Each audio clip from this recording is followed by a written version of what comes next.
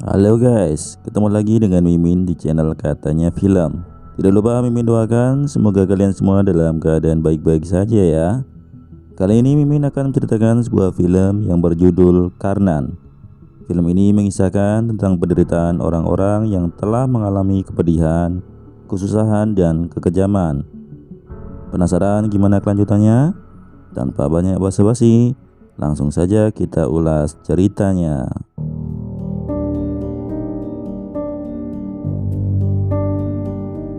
Film dibuka dengan memperlihatkan seorang gadis kecil yang terbaring di jalan raya, sedang menderita serangan epilepsi. Tak ada satupun kendaraan yang berhenti untuk menolongnya, hingga akhirnya gadis itu meregang nyawa. Kemudian scene berpindah ke suasana kampung yang sedang bersedih karena kehilangan seorang pemuda pemberani melawan ketidakadilan. Setelah itu barulah film dimulai pada sebuah pedesaan yang bernama Podian Kulam. Di sebuah rumah terlihat seorang jagoan kita di film ini yang bernama Karnan sedang tertidur lelap. Lalu ia terbangun karena ibunya berlari menuju rumah tetangga. Karnan tinggal bersama ayah, ibu, dan kakaknya. Karnan mempunyai sifat temperamen dan keras kepala, membuat ia tidak punya sopan santun kepada orang tua. Karena di kampung Podian Kulam hal seperti itu sudah hal yang biasa. Ketika terbangun, Karnan terkejut saat menyadari dirinya bangun kesiangan. Ia akan datang ke sebuah upacara adat di desanya itu. Ia sedang menunggu bocah tua nakal bernama Yeman. Beberapa saat kemudian Yeman datang menjemput Karnan dengan sepeda kumbangnya. Mereka pun berangkat ke upacara adat tersebut. Upacara adat itu adalah sebuah ritual yang dilakukan setiap tahun. Seorang lelaki yang berhasil memotong ikan hingga terbelah menggunakan pedang pusaka, maka lelaki itu akan disegani oleh semua warga desa. Akan tetapi jika gagal, ia akan diarak dan dipermalukan. Sampailah Karnan di lokasi yang dimaksud. Ia langsung mengajukan diri pada Vandamalayan untuk memotong ikan tersebut. Pedang pusaka juga sudah diberikan pada Karnan. Ia tengah bersiap-siap menebas ikan. Dan kemudian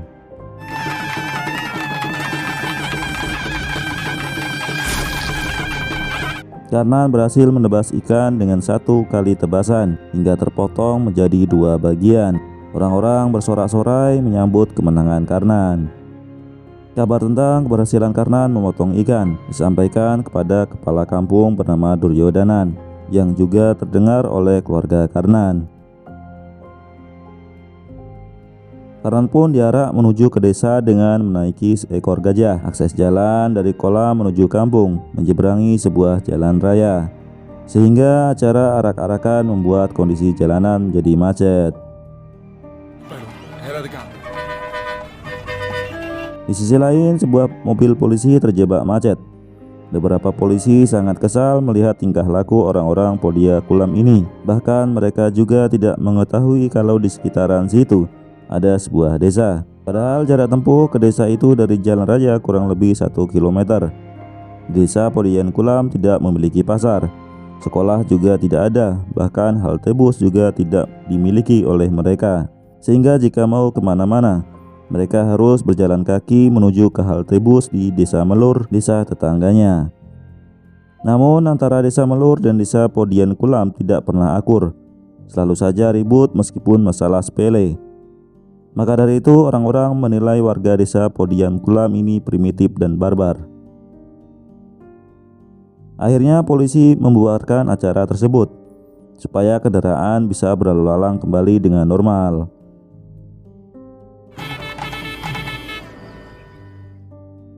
Di tempat berbeda, seorang gadis tengah berdandan akan menyambut rombongan Karnan. Gadis itu bernama Drupadi. Setibanya Karnan di alun-alun desa, para warga menyambut kedatangan penuh sukacita.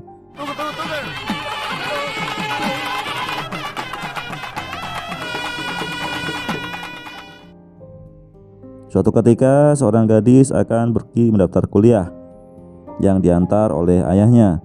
Mereka dengan terpaksa berjalan menuju ke halte bus desa Melur. Di sisi lain, seorang bocah menuntun kuda yang baru dibelinya. Ia berpapasan dengan Karnan dan Yeman sedang mandi di empang. Kembali ke halte bus desa Melur. Di saat gadis itu dan ayahnya sedang menunggu bus, beberapa pemuda desa Melur menghampiri mereka. Salah seorang di antaranya menggambar tidak senonoh. Melihat hal itu membuat ayah si gadis tersinggung. Ia merasa anak gadisnya dilecehkan dan keributan pun tidak bisa dihindarkan.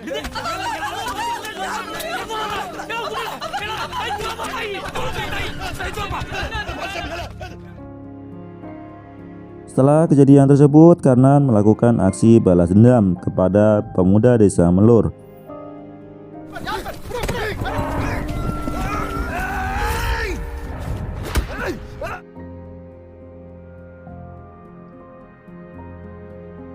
Akan tetapi, atas tindakannya ini membuat Karnan disidang oleh seluruh warga desa karena akan menimbulkan masalah di kemudian hari. Karnan membela diri. Yang ia lakukan semata-mata membela harga diri wanita desanya yang dilecehkan. Pro dan kontra pun terjadi, namun kepala desa memutuskan karena tidak bersalah. Di sisi lain, para pemuda desa Melur tidak terima dengan serangan yang dilakukan oleh Karnan. Mereka mengadu kepada kepala desanya supaya membuat perhitungan pada Karnan. Akan tetapi kepala desa menolak usulan itu. Ia meminta supaya bersabar dan menunggu waktu yang tepat. Kembali ke desa Podian Kulam. Ketika Karnan dan Yema sedang bercengkerama, mereka melihat seekor keledai yang terikat kakinya. Karnan berencana melepaskan ikatan tersebut, namun dilarang oleh Yeman. Beberapa saat kemudian, Drupadi bersama temannya melintas di hadapan mereka. Di sini Yeman merasakan kalau Drupadi diam-diam menyukai Karnan, sedangkan Karnan tak menghiraukannya. Ia lantas pergi ke tempat judi dan menyuruh Yeman untuk mencari uang. Yeman kemudian pergi menemui kakak iparnya. Ia mencuri uang kakak iparnya tersebut, namun kakak iparnya mengetahui perbuatan Yeman. Setelah berhasil mendapatkan uang, Yeman menyusul Karnan di tempat judi. Di sana sudah berkerumun beberapa orang, termasuk Vandamalayan yang ternyata kakak Drupadi. Singkat cerita, Karnan menang judi. Uangnya diberikan kepada kakaknya dan akan disimpan di celengan. Namun ibu Karnan tidak mau uang itu ditabung, dikarenakan ibu Karnan teringat lagu Bang Haji Oma Irama. Ibu Karnan sangat kesal dengan kelakuan Karnan. Pemuda pengangguran kerjanya cuma main, tidur, dan berjudi. Namun kakaknya membela Karnan.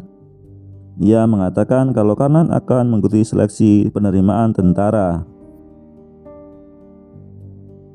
Mendengar kasakusuk antara ibu dan kakaknya membuat Karnan terbangun dan bergegas pergi ke tempat pembakaran arang. Beberapa saat kemudian kakaknya datang menemuinya. Ia memberikan uang untuk pergi mengikuti seleksi penerimaan calon tentara. Karnan dan beberapa pemuda desanya yang ditemani oleh Yeman sedang mencari tumpangan di pinggir jalan, dikarenakan Karnan tidak mau pergi ke halte bus di desa Melur. Cukup lama mereka berdiri di sana. Akhirnya mereka menaiki truk dan mengantarkan mereka ke tempat seleksi yang dimaksud. Setelah tiba di tempat seleksi, Karnan mengikuti tahapan demi tahapan seleksi tersebut, dan Karnan berhasil lolos seleksi tentara itu. Kemudian setelah selesai mengikuti seleksi, mereka memutuskan pulang dan menaiki sebuah bus. Ketika berada di dalam bus, tanpa diduga Drupadi ada di sana. Saat kondektur menanyakan tiket pada Karnan, terjadi adu mulut antara keduanya. Dikarenakan ia tidak mau jika harus membeli tiket sampai ke desa Melur. Karnan tetap bersikeras akan turun di desanya. Namun si kondektur justru menyebut desa Podia Kulam sebagai gurun karena tidak terima ejekan itu. Ia terus membuat gaduh dan tiba-tiba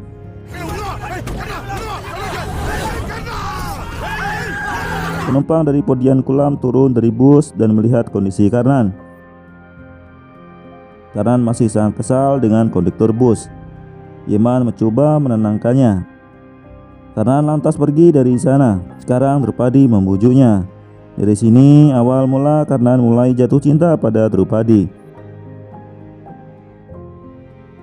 Setelah kejadian itu, para warga berinisiatif membuat plang di pinggir jalan yang mereka jadikan sebagai halte darurat. Namun pihak kepolisian membongkarnya. Suatu malam, ayah Karnan bermimpi bertemu dengan anak gadisnya yang telah meninggal di jalan raya pada saat film dibuka. Ayah Karnan bersedih karena anak perempuannya belum menikah juga. Gadis itu mengatakan pada ayahnya kalau ia menyimpan uang yang ia kubur di dalam rumah. Ayah Karnan terbangun dari tidurnya. Seperti orang kesurupan, ayah Karnan meracau. Kakak perempuannya menyuruh Karnan supaya menggali lantai di rumahnya. Karena kondisi tengah malam, mulanya Karnan menolak takut terdengar oleh tetangga. Dan tetapi setelah menggali cukup dalam, sebuah celengan babi ditemukan di sana yang berisi sejumlah uang koin. Uangnya ditabung oleh adik Karnan untuk biaya pernikahan kakaknya itu. Keesokan harinya, Karnan kembali bermain judi bersama kakak Drupadi. Karnan selalu memenangkan perjudian, membuat Vandamalayan kesal hingga melontarkan ejekan pada kakak Karnan. Hal itu menjadikan Karnan marah besar dan perseteruan keduanya tidak bisa dihindarkan.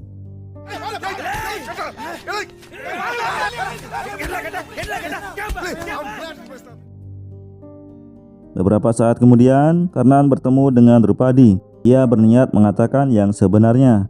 Dan ternyata hal yang ditakutkan pun terjadi. Kakak Drupadi mengatakan sudah diajar oleh Karnan cuma masalah kalah judi, sehingga Drupadi marah pada Karnan. Bertepatan dengan itu, di sebuah prosesi kremasi seorang warga yang meninggal, Karnan melampiaskan dengan minum minuman keras, membuat kakak Karnan kesal dengan kelakuan Karnan yang kelewat batas. Berani mabuk-mabukan cuma gara-gara ribut sama Ayang.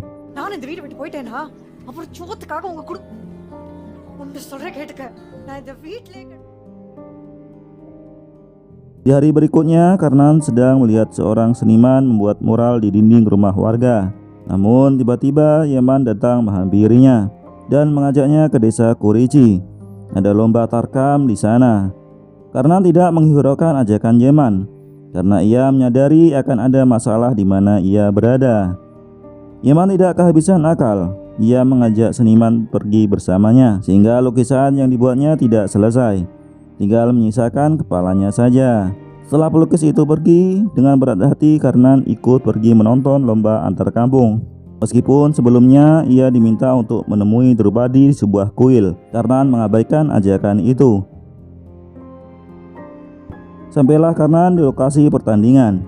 Dari kejauhan, Yeman melihat Karnan ada di sana. Lalu ia menemuinya dan meminta supaya Karnan ikut bertanding. Karnan memasuki area pertandingan, sedangkan di pinggir lapangan para pemuda desa Melur yang diajar sebelumnya menyuruh wasit untuk mengakhiri pertandingan tersebut. Setelah Karnan menyadari telah dicurangi oleh wasit, ia meluapkan kemarahannya dan keributan pun terjadi.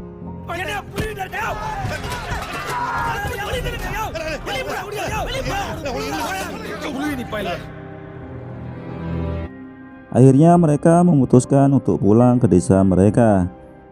Para pemuda Melur merasa kecewa dengan kepala desanya karena membiarkan Karnan pergi dari sana. Para pemuda itu ingin balas dendam kepada Karnan dan mereka berencana akan membunuhnya.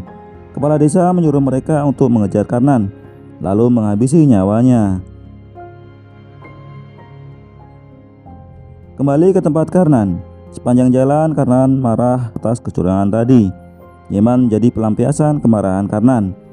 Saat Karnan berjalan menuju ke desanya, ia bertemu dengan keledai yang diikat kakinya. Kemudian ia berusaha melepaskan tali tersebut.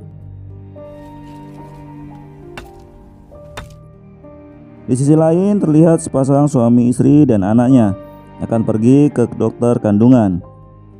Yeman melihat keluarga itu sedang berdiri di pinggir jalan, menunggu bus yang sedang lewat.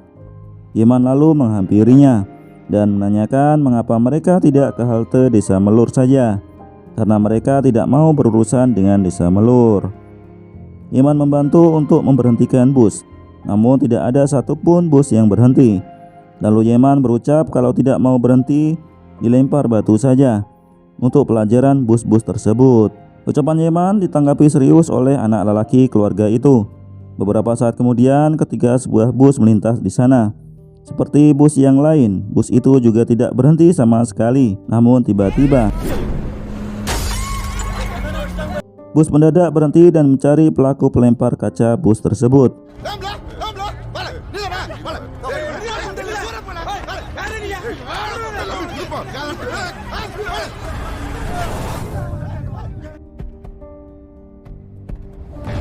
Lalu Karnan melihat keributan itu.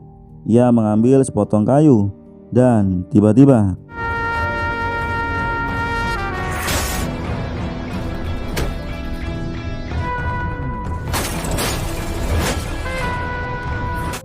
dari kejauhan, para pemuda melur yang ingin membunuh Karnan menyaksikan pengerusakan mobil bus tersebut.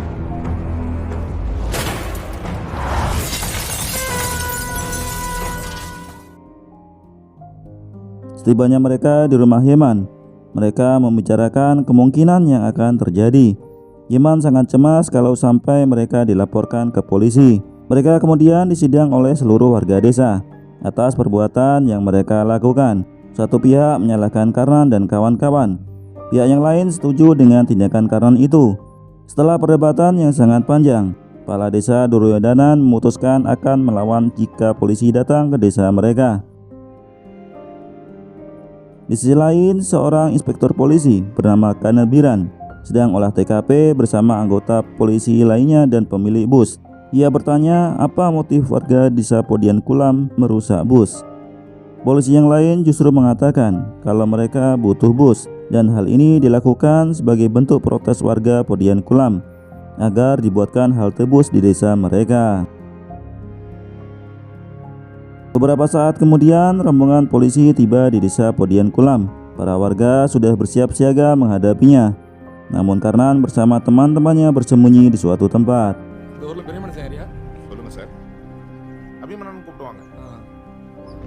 Kepala desa dan warga yang lain semula menyangkal tuduhan tentang pengerusakan bus. Akan tetapi setelah konduktor bus melihat anak lelaki yang melempar kaca bus, semuanya menjadi kacau. Terlebih Vanda Malayan mengakui atas perbuatan yang dilakukan Karnan dan kawan-kawan, sehingga polisi meminta mereka keluar dari persembunyiannya.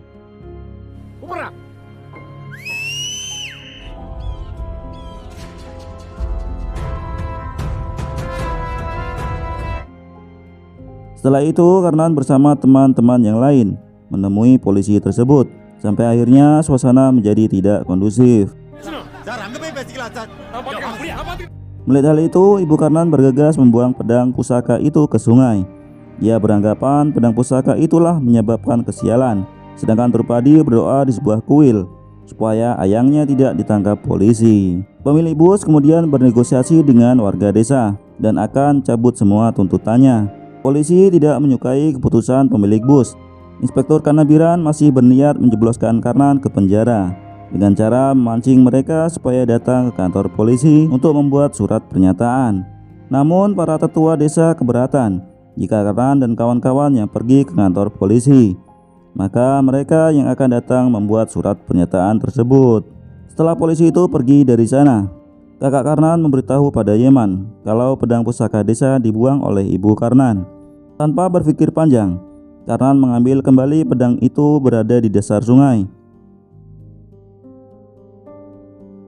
Singkat cerita, para sesepuh desa pergi ke kantor polisi untuk membuat surat pernyataan dan bertemu dengan Inspektur Polisi Kanabiran. Setelah menunggu cukup lama, Kanabiran baru tiba di kantor polisi. Para tetua desa terlihat lelah karena seharian berdiri di sana. Namun bukannya prihatin, Kanabiran justru menyiksa para orang tua tersebut. Kejadian itu disaksikan oleh seorang anak lelaki penjual minuman di area kantor polisi.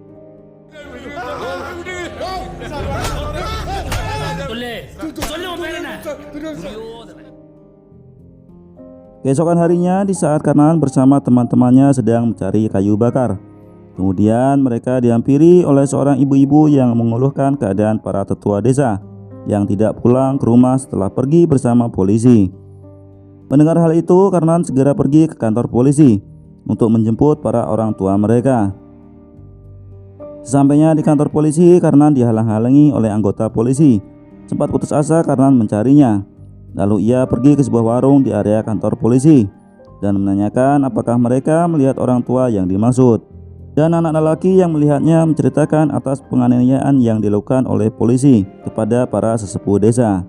Setelah itu, Karnan langsung menyerang kantor polisi dan mencari keberadaan para orang tua. Namun seorang anggota polisi memberitahu di mana para orang tua itu disembunyikan. Lalu Karnan membawa mereka semua pulang ke desa.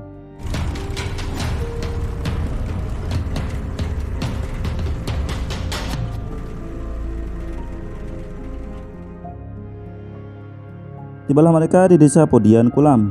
Semua warga berkumpul dan merasa terpukul atas peristiwa yang menimpa sesepuh mereka. Duryodanan juga bercerita kalau polisi menyiksa mereka bukan karena pengerusakan bus, melainkan karena polisi itu kesal dengan perlakuan warga desa. Kemudian Karnan dengan berapi-api mengobarkan semangat para warga desa untuk melawan polisi atau tentara yang datang ke desa Podian Kulam.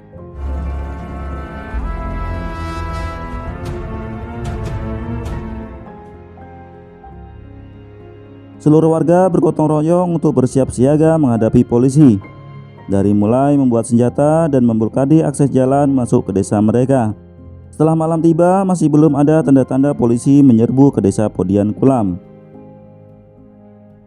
Keesokan harinya, pagi-pagi buta, sebuah surat ditujukan untuk Karnan. Surat kelulusan hasil seleksi tentara yang pernah diikuti oleh Karnan. Seluruh warga desa meminta Karnan untuk pergi pendidikan militer. Karnan bersikeras menolaknya. Ia akan tetap bersama warga desa menghadapi serangan polisi. Tapi warga desa sangat berharap besar Karnan bisa menerima itu, karena akan mengangkat derajat desa Podian Kulam. Dengan berat hati Karnan meninggalkan desanya. Ia diantar oleh ayahnya menuju ke halte bus. Dropadi merasa sangat kehilangan. Setelah kepergian Karnan, rombongan polisi akhirnya datang ke desa Podian Kulam. Seluruh warga menyambut kedatangan para polisi itu.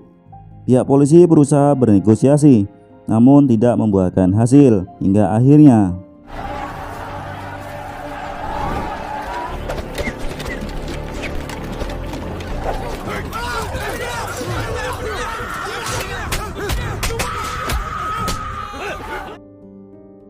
pihak polisi dengan mudah meringkus semua warga. Situasi semakin tidak kondusif. Yeman dan beberapa pemuda bersembunyi di dalam rumah. Rumah-rumah warga dihancurkan. Dari dalam rumah, Yeman hanya menyaksikan seluruh warga disiksa, dan tiba-tiba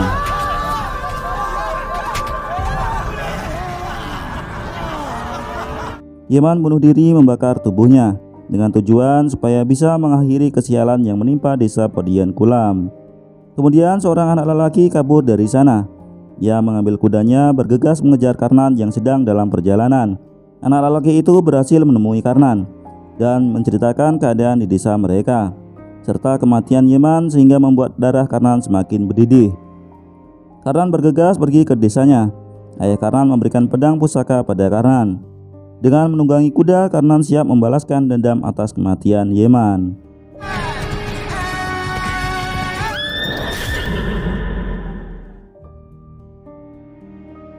Sampailah Karnan di desanya. Semua warga sudah tak berdaya. Kedatangan Karnan memberikan harapan bagi seluruh warga desa. Lalu kemudian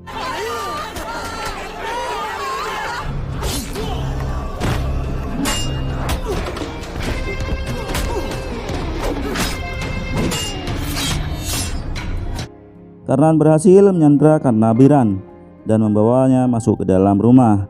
Ketika berada di dalam rumah, Karnabiran melakukan perlawanan, namun bisa dengan mudah Karnan melumpuhkannya. Sampai akhirnya